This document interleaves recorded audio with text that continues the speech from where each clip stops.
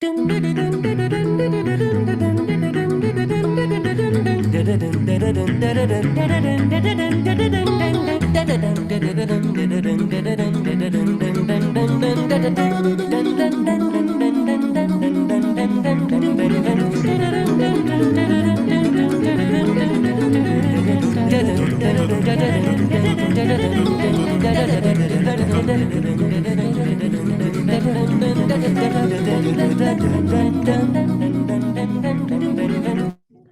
evening, ladies and gentlemen. We're so glad to welcome you as part of our community tonight. Please note that this webinar is being recorded and distributed live stream. By entering this virtual meeting room, you give your consent to be recorded and distributed by Simeon Morrow Public Speaking and Presentations, Vienna Live with Simeon Morrow, and other third parties. If you prefer to not be recorded, please turn off your camera and microphone and/or go to the Facebook Live video feed, the link to which I'll now place in the chat room. For a better experience, please turn off your microphone and set your video to gallery view. This show thrives on participant contributions, and all participants are encouraged to actively participate in this webinar by asking questions and making comments. To do so, please either write in the chat room, raise your hand, or turn on your microphone to say hi, and I'll be delighted to include your perspective in the conversation. Tonight, our featured guest is Dr. Marco Chitti, an architect, urban planner, and postdoctoral researcher at New York University's Marin Institute of Urban Management. Marco joins us from Montreal, Canada. Davide Massa, a researcher in urban and transport studies at WSP Global Incorporated, an engineering company, joins me as co-host from Stockholm, Sweden. Marco, welcome. Thank you, Simon. Marco, so tell us a little bit about yourself. I understand you're a certified architect, but you also became an urban planner. Tell us a little bit about how you became interested in urban planning and how being an architect kind of helps that or has anything to do with that. Well, there's one thing to say that in Italy, where I'm from originally, the architect and urban planning path are sort of mixed in the beginning of the college. So there is still a bit of blurred lines between the two path careers. But then you decide, like, you get interested. There is a common ground that is about design and solving problems through design, like applying on the real existing space, solving spatial problems through design. And then I got more interested, like, less in buildings itself or the single building or the aesthetic of building, or and how more like complex things like a city or a whole region even works, with a lot of the economic, social, and different implications that are to be taken into account in this. So this is more or less how I got more interested in planning, and then I went on that direction afterward. So to be clear, architecture, it's kind of more about a building, whereas this urban plan in a space where urban planning has everything to do with the people in that space, the people in an urban area and their interactions, what they're using that space for. Is that right? Yeah, that's a bit like simplifying the thing. It's not like very like divided everyone, or at least they should not work within just their own small field. There was an architect that used to say, I can design from the spoon to the city. So from the very small object of design through to the up to the city was maybe too ambitious, but yes, one is deal more with a general from urban design, like how the cities arranged, the public spaces in particular, to the transit networks, to all the facilities that make urban life like green and so on, like worth enjoying. So Marco, I understand that you grew up in Bologna, Italy, then you studied in Bordeaux, France. You earned your PhD in urban planning in Montreal, Canada. You worked as an architect and urban planner in Jericho, Palestine, and now you're working in New York City too. Tell us a little bit about what those cities mean to you as an urban planner, and what does it take for a city to fascinate you? I mean, each city has its own like characteristics. Bologna, I was born in, I didn't choose anything, but it's a city that's very interesting because it was a standard bearer of progressive planning in the 60s and 70s in Italy, because it was ruled by a center-left majority for a long time and so on. So this is somehow in my DNA as a planner. Then, going to Bordeaux, it opened me a lot. Like, for example, it was in the middle of the tramway renaissance, what they call in France. So they brought back the tramway, modern tramways into the city. And Bordeaux was really opening its fort, very well designed, a lot of general city overall. And the city was given a lot of attention to the quality of public space of design. Then if you take like Palestine, it's a completely different. So I mean, I don't want to enter into it, but it's a developing countries with all the issues that relate to the conflict and so on. But it's really much where you understand that urban issues are very different from place to place. So you cannot use the same tools to solve problems everywhere in a developed country or in countries that have very different institutional histories or history in general. And then after that, North America is a completely different, from urban planning perspective, it's a completely different planet from Europe. It's much more like car-oriented, much more segregated, especially in the US. Canada is a bit different. And then, saying this, you understand a much more how different paths that were taken in the 40s, 50s, 60s, has brought these cities to have different lifestyle, different ways they are organized. So it's very fascinating to have been in contact with these very different places, force you in a way to think differently about problems. Okay, so this brings us to our first roundtable, but first I want to show a video to kind of introduce us to a little bit about what we're going to talk about. This is a video by a man named Bruno Bozzetto, who is showing kind of in a funny way what he perceives to be popular stereotypes about Europe and about Italy, and Italy as a somehow different place than Europe. Let's take a look at how buses are in Europe and how they are in Italy.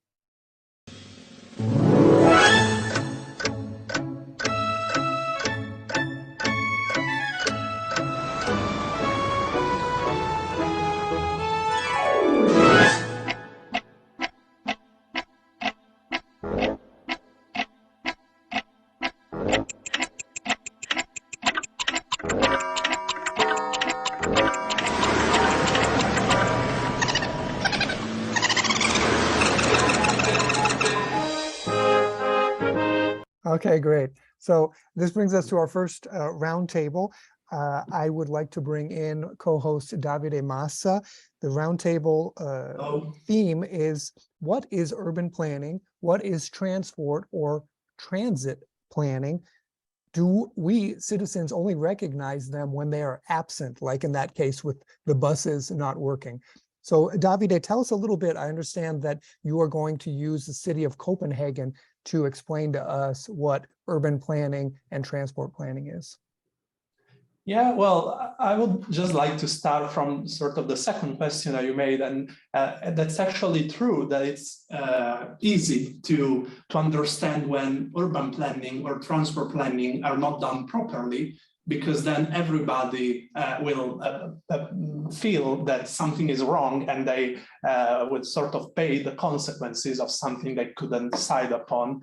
But just to try and give a very quick answer to what they actually are, in my opinion, well, not just in my opinion, but urban planning is just sort of the art of living together and building buildings to be able to live together. And I think an important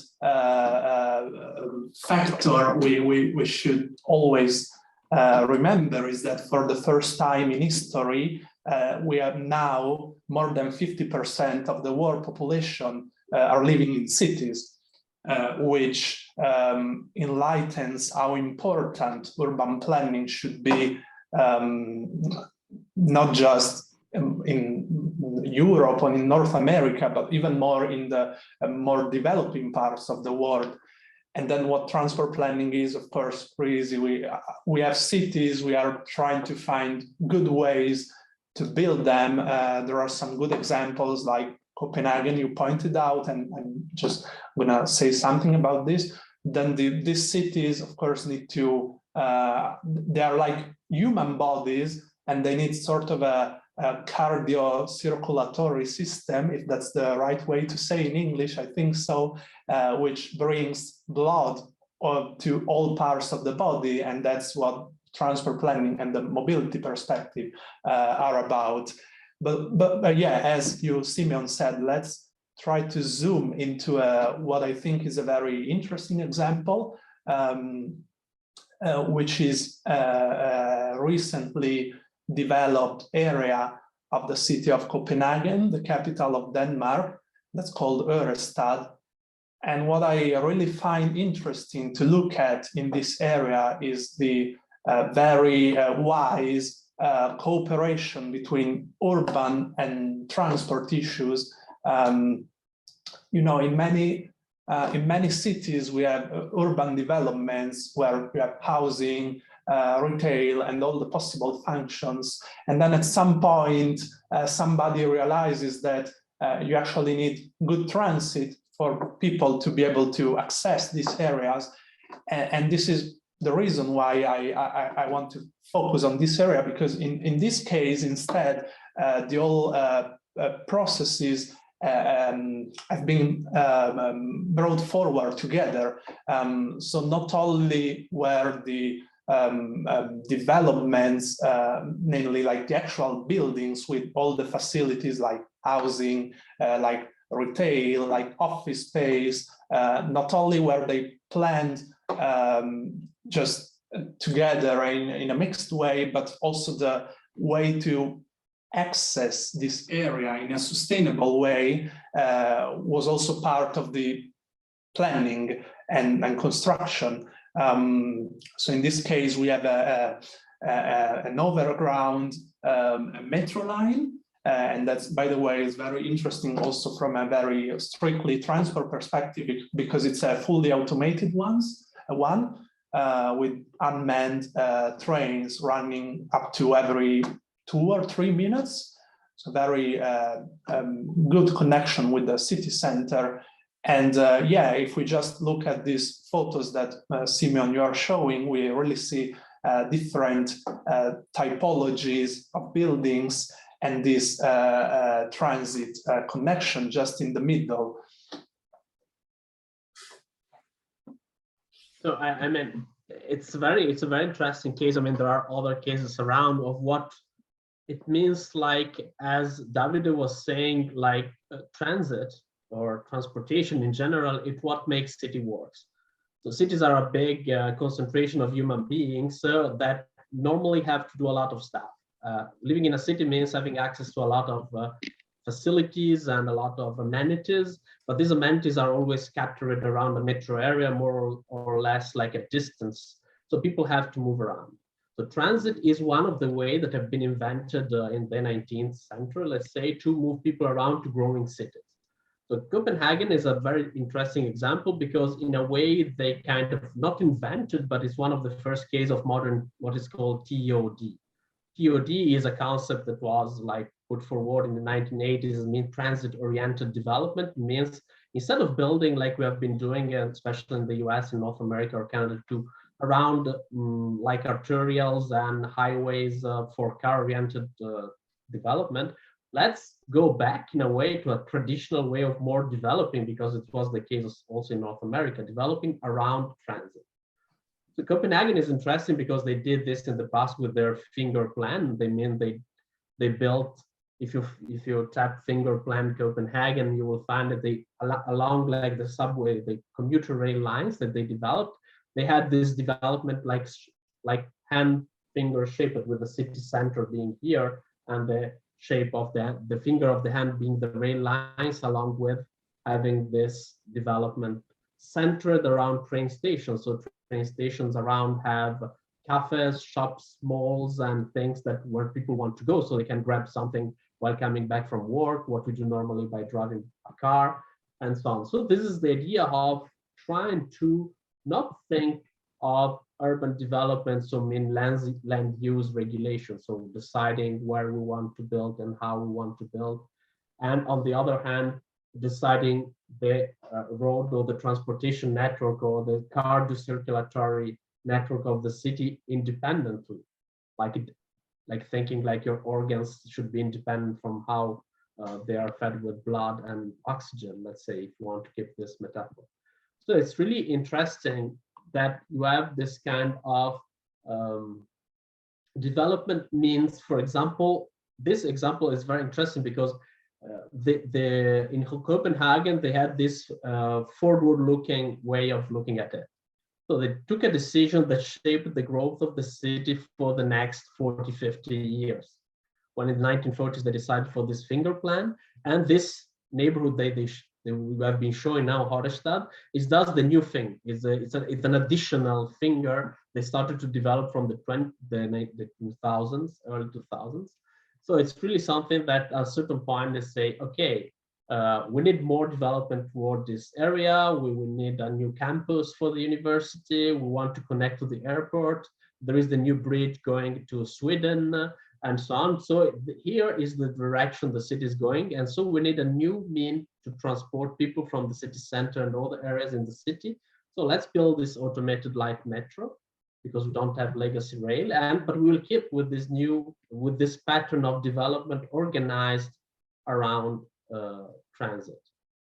So it's really something, because planning, if I want to circle back to the original question about what's planning is, I mean, it's just a bunch of people doing drawings in an office in the city and then applying some kind of bizarre rule.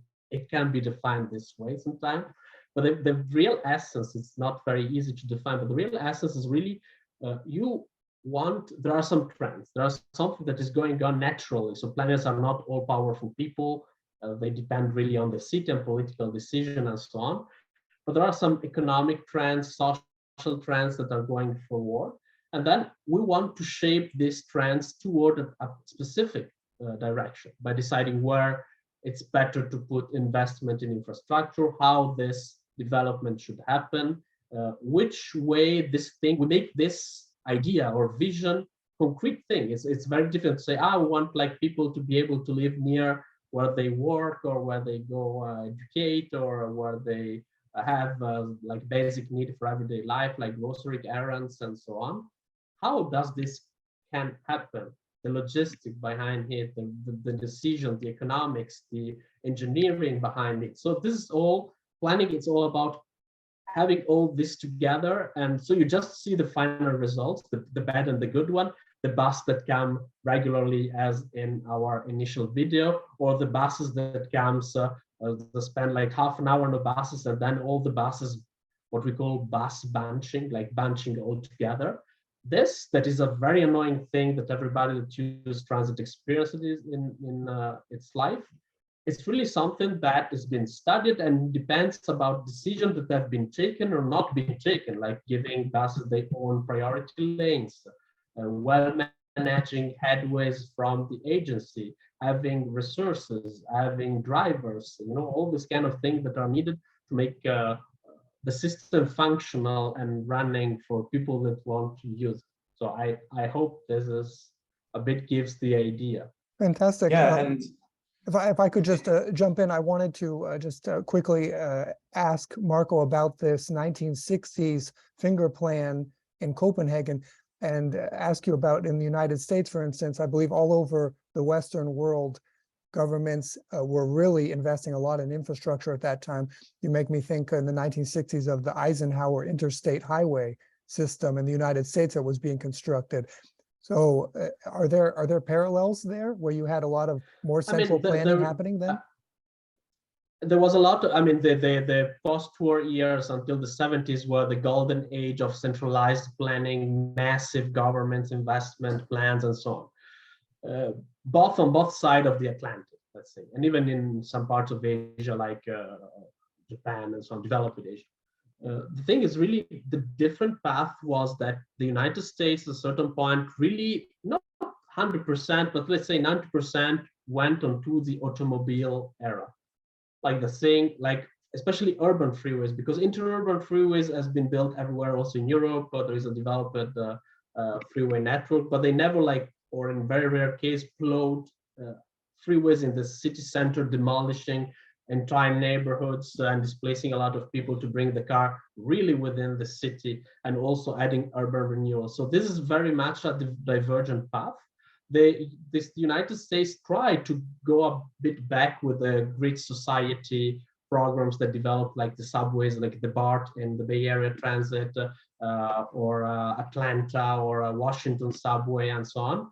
But it was like maybe too little, too late, and not too convinced. But for example, Washington, DC, I mean, has a very nice subway, quite developed, not so well run, but it was in the right direction. And they invented, I mean, it's maybe the city that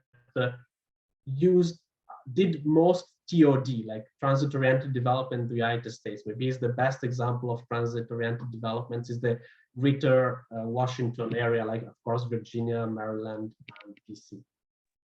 Okay, so and now it's very difficult to go back. It's very, very difficult. Yeah, and I think something we should always remember is that, well, we all know how traffic and congestion are two very relevant issues for cities all over the world. But let's just go a bit back and think what's actually generating them. So why there's traffic? Because there are people who need to move from one place to another one for some reason, which could be, of course, to work or to do any kind of activities they need to do. And then if we think about what Marco and I were talking about before on Copenhagen, we can just address this issue a priori. So without having to create these movements of people, we can really change how the transport demand works in a city by simply putting all the function in a wiser way. So not putting all the houses to one side of the city and all the offices to the other side. Then it's obvious that in the morning, all the people are gonna flow through the city to get to the office. And on the other end, at night, they're going the other way around. So if we just try to take a wiser approach to this and we just mix, and then we're going to have people who just live and work in the same place, and then they're not going to create congestion for the rest of the city. So I think that's a bit the idea also behind TOD and in general mixed development like we saw in Copenhagen. Okay, shall we move on then to our next roundtable? The question is about mobility and new mobilities. So when Davide and Marco talk about mobilities and new mobilities, what exactly do they mean? Davide, so tell us a little bit about this. You've chosen the city of Rotterdam to explain these two terms. Yeah, so one of the most interesting developments in mobility is what is called MaaS, which is mobility as a service. Which is about an attempt of integrating public and private mobility.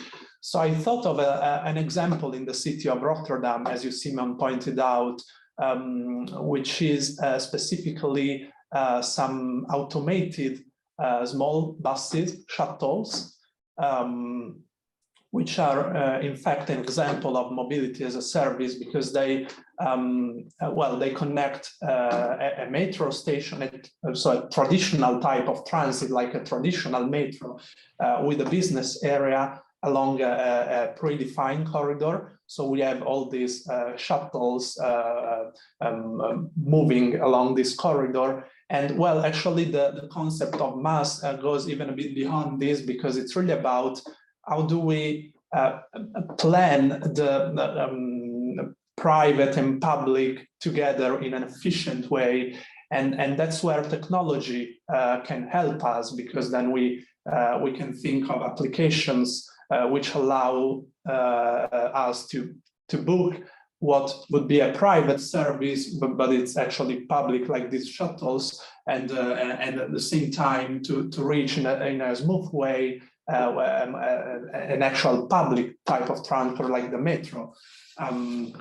So there are a few examples like this around the world. And as I was saying, I think we should really also together with Marco look a bit more into this MaaS idea and the role that technology can have to support this possibility. I mean, it's a very interesting and albeit very complex issue because sometimes we frame mobility problems or every problem as a technological problem. It has a technological or technology-only solution. This is very interesting because mobility as a service is something that arises from the idea of information technology helping us gather and share a lot of data in real time. And so this helps us make much better decisions, both on the planning side and on the user side, and improve the interface between the two. Also, because transit has some limits, it cannot reach every place, and there is what is called the last mile problem.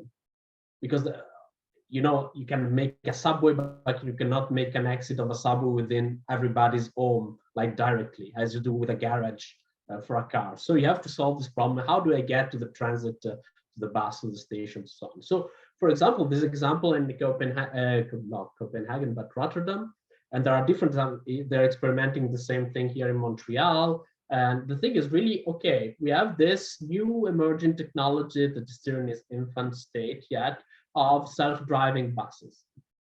So for example, can we solve this technology? Because like running buses until the very end of the little suburbs cost a lot of money to carry very few people, because we have to buy you have to buy the buses, we have to pay the driver, that is the highest driver of cost for buses, like 60% of the cost is paying the driver actually. So why don't we have like small buses that can do this work of providing last mile mobility? The same idea was about Lyft, or you know, this kind of Uber, or this kind of self-driving taxis or small vans. So there are a lot of these ideas coming up about this last mile and how we can put this together. The problem is always that we don't have to lose sight from what the problem is. Because too many times with technology, especially for technology that is prompted by a big corporation like venture capitalist corporation, they have a solution looking for a problem. Or when you have like when you have a solution, you are going around to look for problems. So the problem here is last mile.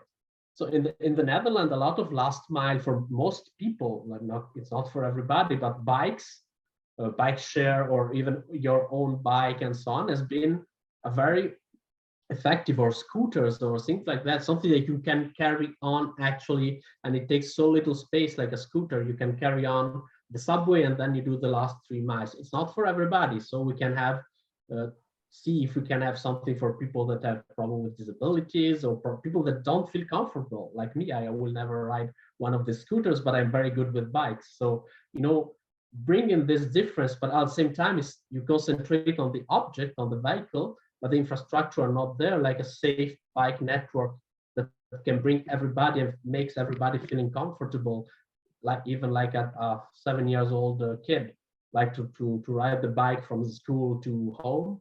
It's not going to work. You can make it electric, but if it's very unsafe because of the road condition or the infrastructure conditions. So it's very important to not lose sight of the complexity. There are vehicles, there are infrastructures, there are, and also that, for example, we have technology. I mean, automation has been a thing for subways for 40 years now. It's a mature technology. I mean, it's a technology that's reliable. It works very well. It has been experimented in many, many places. You know, like Copenhagen was one of this, but I mean, the first automated subways was in North America. Like it's one of the first is Vancouver SkyTrain. And bizarrely, we are talking about like a self-driving car, but in North America, we don't have outside of Vancouver yet any other automated metro. We will get a couple in Honolulu, maybe, and in Montreal very soon. And there is a lot of, you know, like pushback from politics, from agencies. We lose like jobs and so on. But at the same time, we push on a technology that has not yet proven to be reliable, just to run on time, not having, not causing accident, being safe, and so on. So I think it's very important. It's technology it's a very good tool. It can change the way we do things because it allows us to do some new stuff that we weren't able to do before, but it's not the technological solution, or technology only solution is not how we will solve the mobility or any other problem. There are institutional problems, there are organizational problems. So I mean, it's like I'm a technological skeptical person in the sense that when technology works, use it. It's good. If it improves, it saves us money, make us going faster, can help us have more information about where we're going, use it, absolutely. But just not bend everything to technology, because technology is the future by definition. So this is my stance on this. And Marco, to be clear about the North American situation, generally, then the last mile mobility generally means a car. Is that right? Because even in many cases, you can't really walk if you don't have sidewalks, if it's dangerous to walk, Yeah. as you mentioned. I mean, this is the problem because, for example, we are investing a lot in maybe technologies like this, little buses that need a lot of technology, energy, upfront cost, maintenance cost, and something that is a technology that has been existing for 2,000 years. You see sidewalks in Pompeii, you know, like it's so something elevated part of the carriageway where you can have pedestrians safe from water and general traffic has been existing forever, but we are not implementing it because we consider it like something of the past, or it's not technological enough, a piece of concrete or whatever. And this is very important. It's a very important piece of infrastructure that most people use, and sometimes you cannot do some trips because simply you're risking your life, and not everybody is willing to risk your life to cross. As you say, if you make a transit-oriented development, but it's across, you have a 12-lane street to cross, and the green light for pedestrians every 3 minutes. You're adding 3 minutes to your trip, even if you took the fastest subway to go there. So fantastic. So Davide, our third roundtable is about transportation mode choice. So most of us don't really have an idea of what that means, but you're going to illustrate that through the city of Milan and talking about the choice of transportation being a subway, a bus, a car. And you're going to mention, I imagine, that many of us are prejudiced and we think that one mode choice is better or is more worthy, that we want that kind of transportation in our neighborhood. Tell us about that. Yeah, that's really the case, in fact, but let me just say also more from an academic perspective that that mode choice is actually a very important part of transport planning, and it's usually referred not much to, well, in the more academic way is referred to when we decide to go from A to B, how do we choose actually the actual mode, which can be on foot, by car, by transit. But in this case that you see in we are going to focus on, mode choice is more related to the choice of, in this case of transit that we want to have in a specific locations. So as you rightly say, everybody would like to have a metro stop in front of their house because there's what can be called a prejudice, but maybe prejudice isn't even the best definition, but just an attitude to believe that, well, metro is because it has its own right of way and it's underground, is less susceptible to other circumstances, and it's faster, and but at the same time it's a very costly choice to be built. So there are situations where, for example, the number of people that are going to be served are not so many to actually require a metro, but maybe just even a bus line can be enough in some situations. But I wanted to focus on the city of Milan in Italy because it allows us to look at two different possibilities, and they both concern some extensions of the metro network of the city. For the first one I want to mention is actually the red line going to the west of the city. And I want to mention that first because there's this plan to add 3 stops from one of the termini of the red line. And as you see, the current stop is what is called Bisceglie, and a plan has been approved to add 3 more stops to the west, going to the area of Baggio. You are pointing out where Bisceglie is, but if you can go back to the other map, then we can also see, yeah, exactly. And then we really see that it can really make sense because it's still a very dense area with almost similar density to the previous, but to the more central part before the Bisceglie terminus.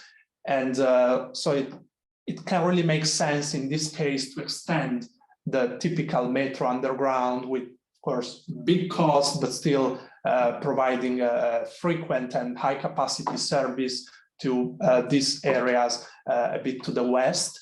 And then we see that after the pinkish line, which is a ring highway line for the city of Milan, then after that, the density is actually decreasing. It's more like open fields, and which means that maybe after that future terminus, it's not going to be probably convenient to keep on with the traditional metro. While the other example, still in the city of Milan, but on the other side of the city, so to the northeastern side, and with the green line of the metro, we see the current terminus is Cologno Nord, and there's been already for years, or actually decades, a plan to extend it a bit, northeast to the area of, for example, Brugherio. We can see Brugherio and up to Vimercate.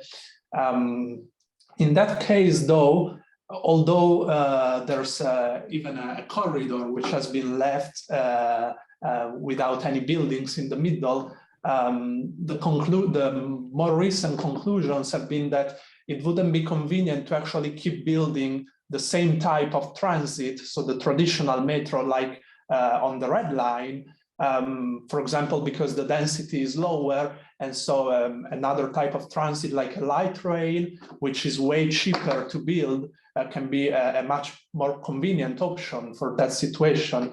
But I think Marco can really say something more about this, because he's really expert about construction costs, and then we can say something about the relationship between the cost and effectiveness and capacity of a specific transport mode.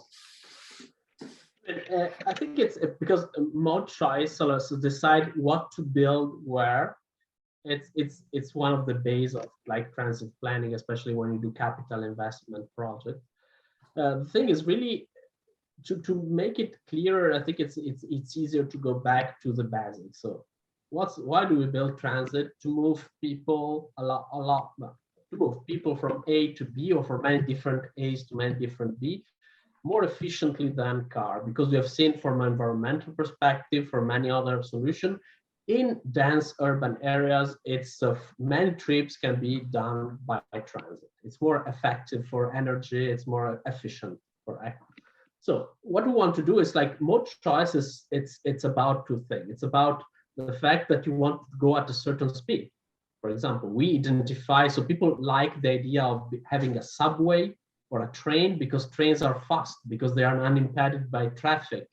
They are reliable in theory, because if they are well built, they don't have interferences, and you know that you leave at 7 and you arrive at 27 every day with every trip, and you know that, and it's, or for example, you know that they have, normally they are cleaner, they are more reliable than a bus, for example.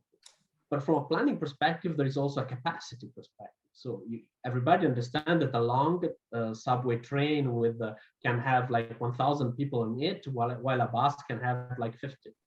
So when you don't have the demand, and the demand when we talk about density and so on means how many people actually are around or can arrive to the future stations of this extension to catch this subway to go somewhere. So this is the thing, for example, and it's not just a matter of density. For example, if we take Toronto, that has a very thin subway network with just 3 lines, but still they are heavily used, even if this land use is typical of North America, a lot of single family homes and subdivisions and wide street and so on, because they have a very good bus network, frequent, that comes very often, that brings people to the subway, so people can use the subway to go to the city center. So they can solve part of, this is not the last mile, it's the last 10-mile problem, but it's really something. So the mode choice, it's also linked to the cost, because you can understand that if you want to have your train unimpeded, you cannot just lay it on the ground as you do with a light rail in the middle of the street. You have to separate it, putting above ground with a viaduct or below ground with a subway, a tunnel. Above ground, it's costlier than at ground. Below ground is even more costly.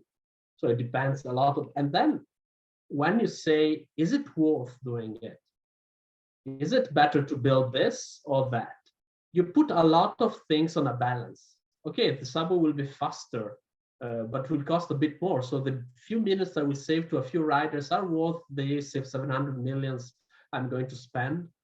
And then what you do, like a very technical, the cost benefit analysis, it's a way to assess this, to put all this thing on a balance. It will cost so much to build, it will cost so much to run it, like operating cost, what called. It will cost so much to be replaced in 30 years, the rolling stock, when they will expire, get old. The same thing we should do for a car, but we never do, because we never assess the cost of our car ownership as individuals. But these are all like elements you put in an equation that to say, okay, here a bus, but also it's not just a bus. You can have a bus in the mixed traffic. You can have a busway or BRT, or it's called bus rapid transit, means the bus that have its own right of way, a place where they just go the buses, so they aren't impeded by traffic. And they can have traffic light priority. The bus, this is where technology is very interesting. Now we can have buses that arrive at the intersection and they call green for themselves. We can have bikes that do this rather than they have. So this is a lot of things that allows us to make one mode a bit more similar to another one and having some overlaps in terms of performances. Because we'll talk about it maybe later. There are like a few key performance elements that on the side of planner, it's what we can talk with like very technical terms about capacity, frequency, and so on.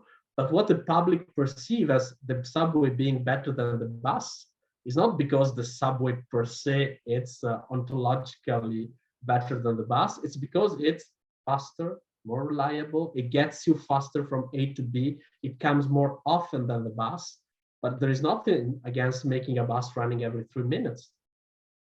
So Marco, it's or a light train. So yeah. And to close, before we move on to the next discussion, one thing you don't mention is about the sociological implications of these kind of investments, because I imagine everybody wants investment in their area because it makes private ownership assets more valuable. So everybody wants the government to be investing and giving them, you know, the state of the art, whatever they have, because then it makes where they live more valuable, right? And then when you look at it from the other side, of course, then people, places in a city that are neglected, of course, then they feel like, well, you know, you're not investing in me, you're using tax dollars to invest, to kind of pick winners. Well, this is one of the central issues of planning. Planning as being an activity that decide where to allocate resources. I mean, planners don't decide anything. Planners help decision makers that are normally elected decision makers, I'm talking within democracies and so on, to do decision about where to allocate funds to this project, to run these buses, to operating funding and so on. And, you know, there will always be a loser and a winner to some extent. So there are very few in our very developed society where people have a lot to lose. There are hardly any decision that is win-win for everybody. I mean, spending a lot of money is a lose for future generation because the public treasury will be empty. You know, like this kind of things, also thinking about generation, about greenhouse gases emission, you know, this kind of thing. The thing is really, that is where planning becomes very political. It stops to be technical. Technicians like me or like planners can inform decision maker and the public say, look, if you do this, you will not get that, I assure you. But if you do this, you will get that. But some people might have some, noise or something, or if you do that, you will get less, but you will spend less and you can spend money elsewhere. This is the fact on the table. Then how to decide, it's up to decision maker, to the public, and this is a much more difficult question of, like, who has to decide for whom. And so, I mean, it takes like 3 hours talking, not just 1 minute. Fantastic. Okay, so moving on to our last roundtable, Davide, we are going to be talking about the architecture of urban and transport planning, the 3 values: capacity, frequency, reliability. So in other words, as Marco was saying or alluding to, then simplicity for the user means complexity for the planner and vice versa. So tell us a little bit about Switzerland. You chose Switzerland to illustrate this point. Yeah, well, I'd like to say that you just meet anybody in the street and you ask them, oh, do you like your transit service to have a big capacity, a big frequency, and a big reliability? And of course, they're going to go for all of them, because of course, it wouldn't make sense to say, no, I want the opposite from a human perspective. But then, as you rightly say, first of all, it can be challenging to have capacity and frequency together, because more capacity, for example, means a longer train with more cars, but then it also means that the following train should be a bit farther away, because, and so they can have diverging direction if we want to apply them all together. And which brings up the complexity perspective for planners, because that's exactly then where the planners need to find a compromise, or maybe not even a compromise, but like a way to take care and to tackle these 3 aspects all together. So how can we have, of course, a good capacity to transport a good number of people, but also frequency, so to be able to do that every short amount of time, so that people don't have to wait. And then reliability is also the other important factor. So how can, well, the users, so the travelers, the people, be able to trust the system and know that if they choose to go for a sustainable option, which is transit, rather than their cars, if they have one, but they want to be sure that they can reach their destination in due time. So 3 aspects that are very interesting to bring to have together.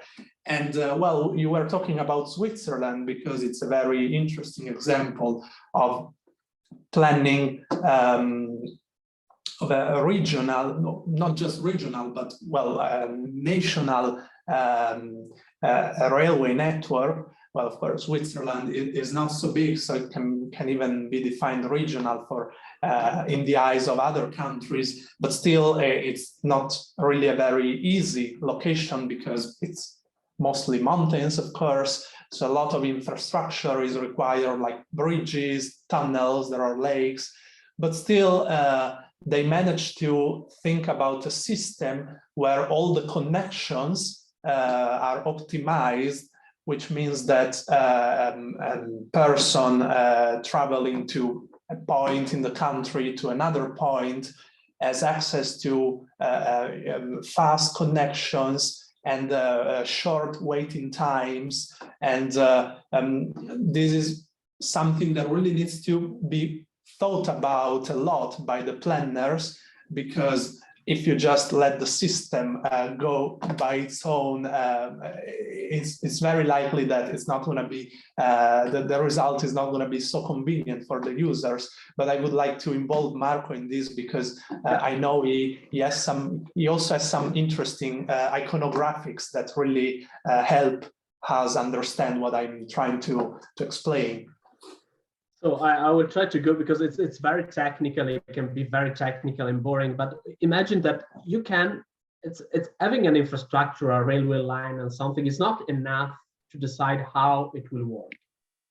the thing is, think about North America as it is a very downtown commuting-oriented transit system. So it's designed to bring people in the AM peak from suburbs to downtown and reverse at the end of the day. Think about commuter rails and their timetables that are like a lot of trains on one direction and so on. The Swiss took a completely different approach.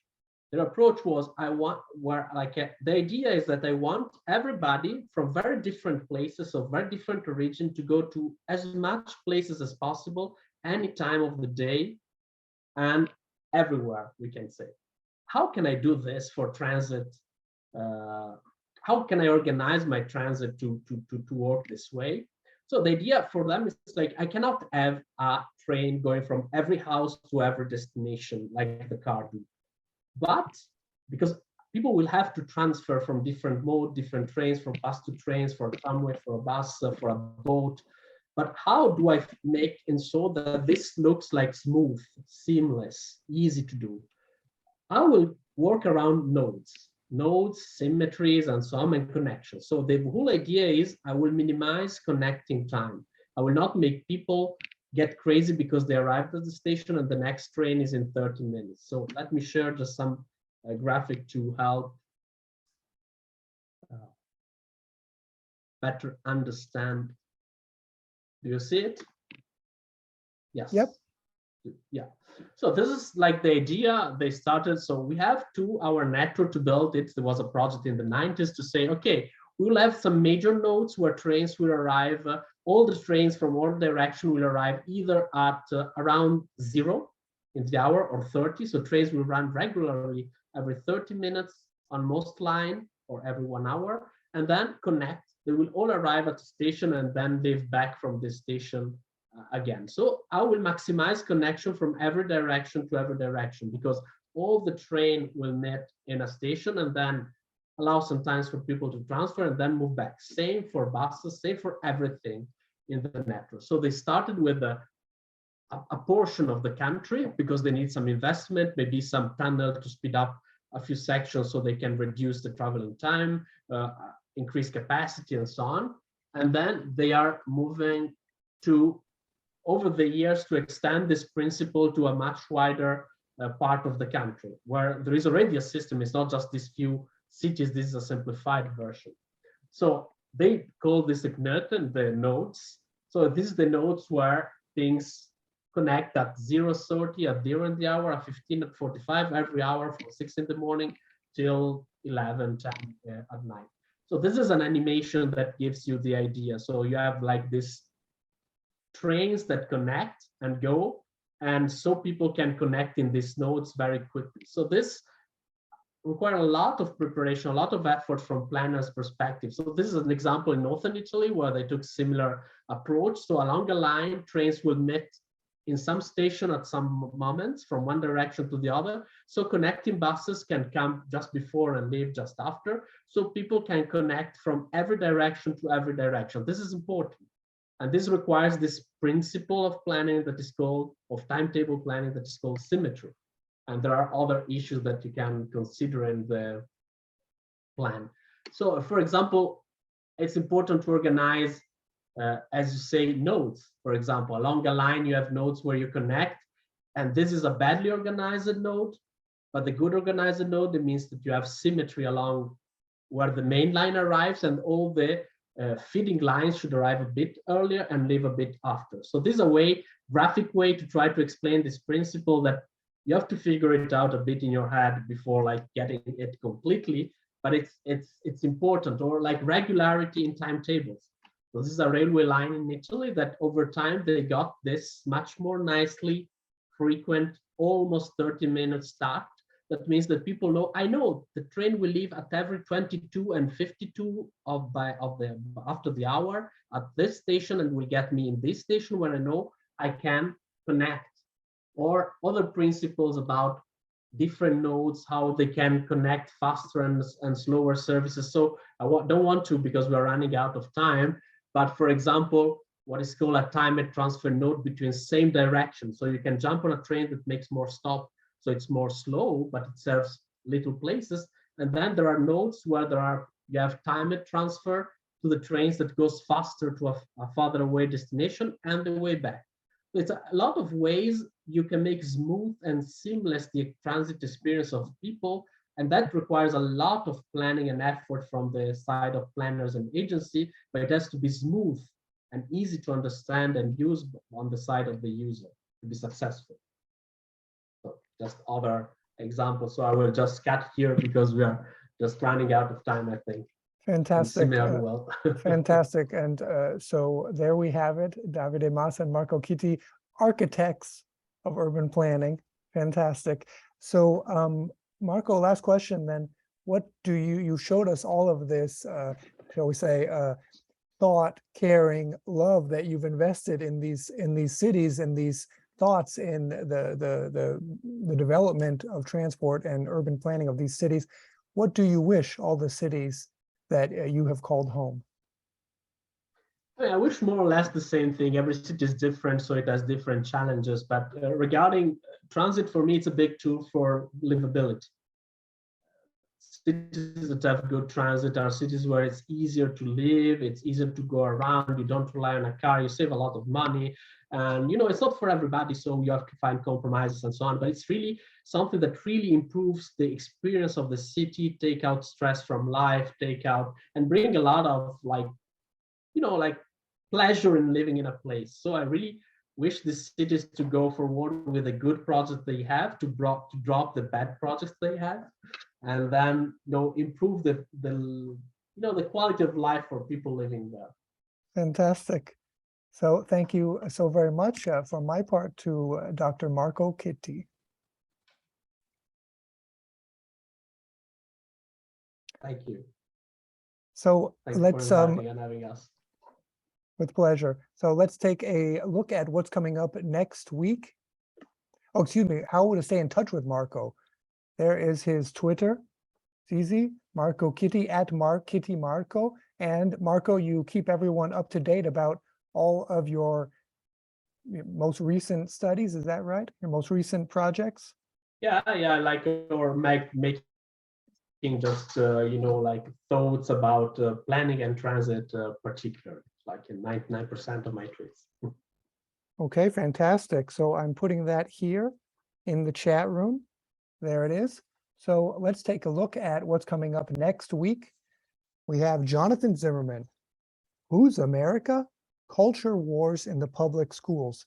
Imagine a nation founded by a group of enlightened and courageous men who risked everything to vanquish tyranny and show the world that any respectable nation, quote, holds these truths to be self-evident, that all men are created equal, that they are endowed by their creator with certain unalienable rights, that among these are life, liberty, and the pursuit of happiness, that to secure these rights, governments are instituted among men, deriving their just powers from the consent of the governed, end quote.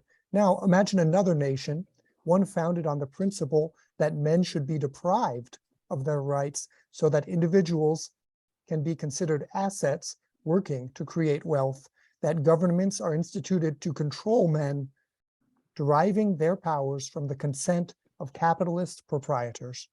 This is, of course, the same nation, albeit viewed from two different perspectives. Sitting at a bar, we can have a friendly conversation about which America is more accurate. But as soon as we bring our perspectives into a classroom, or even more perilously into a school textbook, we become unreconcilable belligerents in the nation's so-called culture wars. In the second edition of an influential book, Who's America?, the education historian Jonathan Zimmerman details these wars from the early 20th century to the New York Times 1619 Project and US President Donald Trump's 1776 Commission. Come welcome John to our show for a discussion about dangerous school education and why today serious learning and serious teaching may be available only to very few students. Oh yeah, and there will be sex education. As always, all information about upcoming shows may be found at www.simeonmoro.com. Once again, thank you so very much to Dr. Marco Chitti. Thank you to Davide Massa. Davide, did you want to say something? Yeah, no, I mean, I want just to advise everybody to follow Marco on Twitter, because if you like the topics we have tried to discuss today, is really his tweets are very, very interesting. Just this. And thank you, Simeon, and thank you, Marco. You bet. So thank you again to Marco Chitti and to Davide Massa. Thanks to Agnieszka and Benoit Rivolet for their support of this show. Most of all, thanks to you, our participants, who make it all worthwhile. From Stockholm, Sweden, New London, New Hampshire, and Montreal, Quebec, Canada, goodbye, and see you next Wednesday. Goodbye.